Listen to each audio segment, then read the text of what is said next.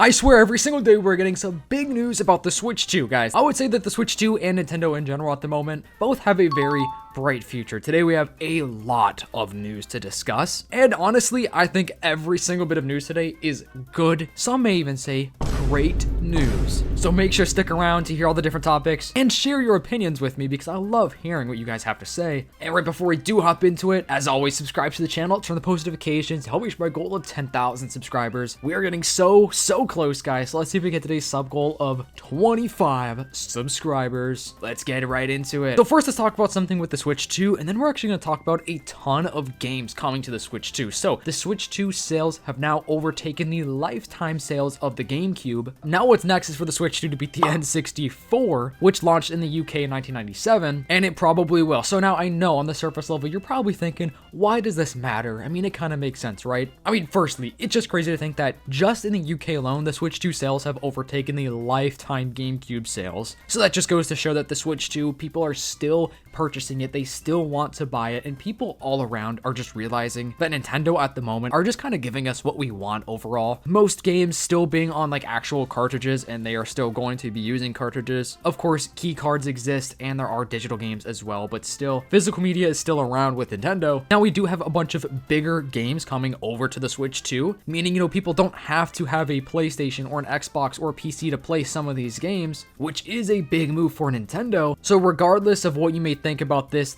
is positive news because this does show that the Switch 2 is growing, and this should continue to give us a better library for the Switch 2 as the time does go on, which it is looking to be pretty good in the near future. So we do have a Pokopia event coming soon, the Scales for Feebas event. It will start August 13th and last until August 28th. Basically, the event has Feebas appearing, and it can be encountered on any rebuilt Pokemon Center, and you have to collect these prism scales that can be exchanged for various items such as swimming themed furniture. So this just sounds like the typical Pokopia event where you have to collect certain things and then you could trade and buy items and create a habitat for that Pokemon, and then when the event does wrap up, you basically bring them to their habitat. This game is awesome. I'm still really enjoying this game, and I absolutely love that we are going to be constantly getting fun updates and events like this because, I mean, there are a ton of Pokemon and the DLC for it is dropping soon, and they are just always going to be adding more and more Pokemon to this game over time. So yeah, this is very fun to me. We also have the Nintendo stock surging up 14%. So once again, I know some of you guys are probably like, bro, I don't even care about this, but this is good news because as Hugo was saying right here, Splatoon Raiders may be contributing to this, which is probably possible because Splatoon Raiders is getting some great reception right now. People are absolutely loving Splatoon Raiders, and this is good because we are constantly getting back-to-back Nintendo games with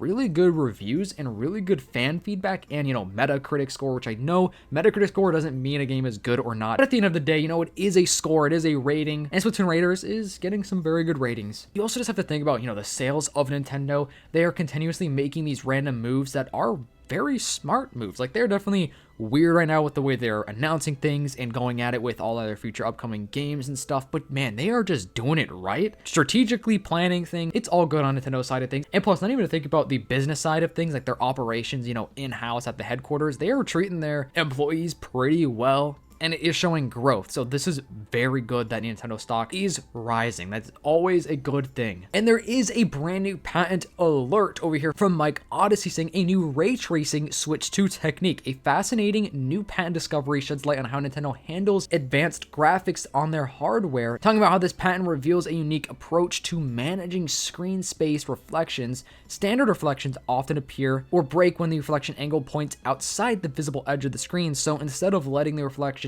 fade out or fail, Nintendo's solution dynamically calculates a correction curve to fix it, and the software actively bends the ray tracing direction inward toward the inside of the screen right before it hits the boundary. I know, lots of words there, guys, but hey, look at these pictures right here. You can kind of see how it works within these photos right here, which is very interesting. Once again, this is just good news for the Switch 2 overall. Good news for Nintendo. And I think this is really cool that this is something that they are actually working on. And now this is some big news. So every upcoming major Capcom game is coming to the Switch 2. Same with every upcoming Square Enix game, Koei Tecmo game are all coming to the Switch 2, which is really good. Saying that support like this for a Nintendo platform hasn't been around since the SNES, which is massive. I think we're just seeing all these different companies, you know, in the gaming atmosphere just look at the Switch 2 and really just say like, yeah, we gotta get our games on that. Like, not that they weren't necessarily in the past, but with the Switch and of course older consoles being like the Wii U, the Wii, DS, 3DS, whatever, it was definitely a bigger challenge to get a game to work on those devices. And if you remember like back in the day, guys, like old games, I guess you could even say like Wii, maybe like Wii, DS kind of era, and even 3DS, I suppose, many big companies would put a game on those devices or consoles, but it would be like a completely different game. It just would not play anything like the Xbox 360 or PlayStation version of those games. Think about the new Call of Duty coming out this year. This game is coming out on the Switch 2 as well. I mean, it may run a little bit worse, but it's probably not going to really be that big of a difference compared to like the Xbox or PlayStation. The graphics may just be a little bit weaker on that side of things, but it's really not a big deal, right? So this is awesome, and I just cannot wait to see what other games are coming. Expedition 33 should still be coming to the Switch 2, and I'm assuming just more big games on that scale are going to be making their way to the Switch 2. And just imagine where gaming will be in, I don't know, 5 years from now when we have so many more upcoming titles that aren't even announced yet. Imagine just how many of those are going to be brought over to the Switch 2. I think there's going to be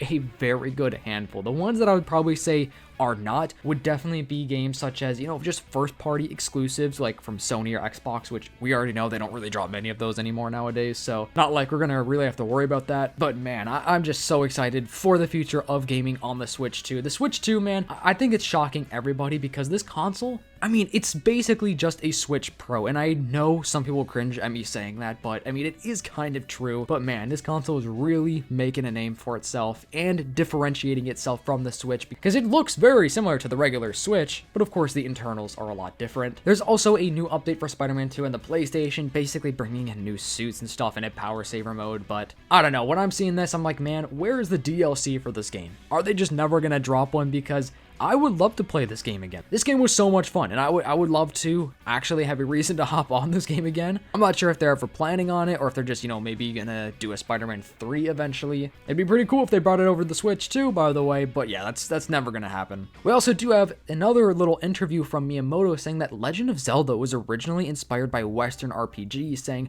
"We had arcade-style games and sports games, but in order to capture the interest of a large number of people, we had to create new types of games. We wanted to make a different style of game where you don't continue linearly towards the goal," saying at that time RPGs on PC were catching abroad, but they weren't widespread at all in Japan. Nintendo leveraged the technology it had developed up until that point and gathered the most interesting elements of these games to recreate them for the Famicom. That's how I came up with a similar game design for The Legend of Zelda. I love getting like a little inside scoop of stuff like this because I brought this up in a recent video, but inspiration is all over the place, and just seeing how, Zelda, one of the biggest games and franchises in the modern day, was inspired by Western RPGs. So without Western RPGs, Zelda may or may not have came into fruition.